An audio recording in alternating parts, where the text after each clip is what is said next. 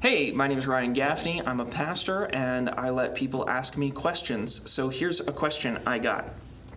In your experience as a pastor, what are some common misconceptions or beliefs that Christians have about Christianity, such as popular beliefs not supported by the Bible?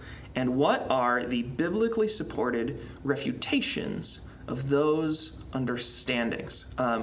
It's a really excellent question, and I could probably talk for a long time about just different things I've heard Christians confess or believe that I don't agree with or that I don't think are supported biblically. But it's a little bit of a touchy situation because, of course, there are differences between things that are misconceptions, things that are conceived of wrong, badly, and things that are theological differences, things that other Christians believe that they have their reasoning for with their reading of the Bible that I don't agree with. So, for instance, belief in the Antichrist. I don't see anywhere in the Bible where the word Antichrist is used singular. There are antichrists, right? There's a spirit of antichrist, anti-Christianity that's descending on the world, and like some people are against Christ, but the idea of like one magic person at the end of the world, there's not one beast in Revelation. There's two beasts, and of like 1,000 different figures of evil anyway, but that is a theological difference. Other people believe that on purpose. It's not a misconception. They're just wrong. I don't agree with those people. But in terms of misconceptions, things that like no Christians who seriously study these things should believe, but people do. There are some base level ones. People become angels when they die. I think that's an early one that a lot of us have to kind of get out of our system. People don't become angels when they die. That's never been a part of any Christian theological understanding. That's totally pop culture. Angels are one thing, messengers of God. People are another thing, and when people die, they become people. When they live forever, eternal life. No angels. Angels do angels things. Another one is this like Satan versus God concept.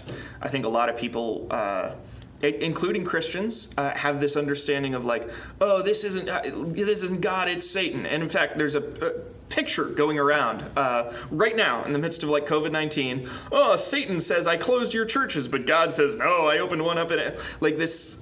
Okay, Satan and God are not equals. They're not like on an equal footing, and like evil and good are fighting each other and they're at a stalemate. That's not how it works. In fact, in the Bible, Satan's a pretty minor character.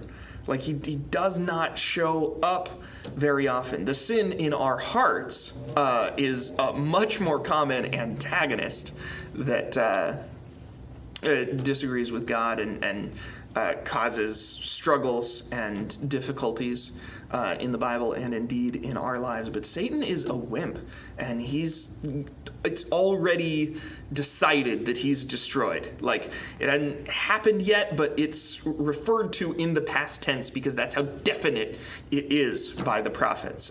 Satan loses. That's all Satan does. And then finally, in terms of like total misconceptions, I think there are like these base truths, these foundational Christian principles that all Christians ought to believe. And many Christians believe them like, yeah, but, right? There's the yeah, but kind of business, right? So like, we are saved by grace, and that not of ourselves. It's grace from God through the faith of God in us, and we do nothing to receive our own salvation. We're saved because of Jesus, not because of us. That's like the statement. That's like what saving is in Christianity. And so many Christians are like, yeah, but like if you're gay, you're not really saved, right? Yeah, but like if you go to that church, you're not really saved, right? Like, yeah, but like if you, like, no buts. There are no buts. You are saying, like, your righteousness. We can talk about your righteousness and like how to be holier and how to do better with the time that you have. Like, that's another question. But like going to heaven, being a part of the church triumphant, that's up to Jesus. That is, and so many Christians mess that up, and it's like the Trinity. We do it a lot with the Trinity. God is one and God is three, but like, lots of things are one and three, like a three-leaf clover. Like, no, that's not, like, just stick with the thing just one and three. No, it's not like an egg, and it's not like a car repairman that's also a dad. That's partialism, Patrick. So that's a big one that drives me crazy. And I think Jesus is full divinity, full humanity. Jesus was fully God and fully man, and we know that. And if I ask most Christians that, they'll be like, "Of course he was fully God and fully man." And then I'll be like, "Yeah, so like." And then Jesus died on the cross, and they'll be like, "Yeah, but like kind of not really, right? Because like his human part died and his God part." No, fully means not parts. So those are some of the misconceptions that I see Christians having about Christianity. Thank you.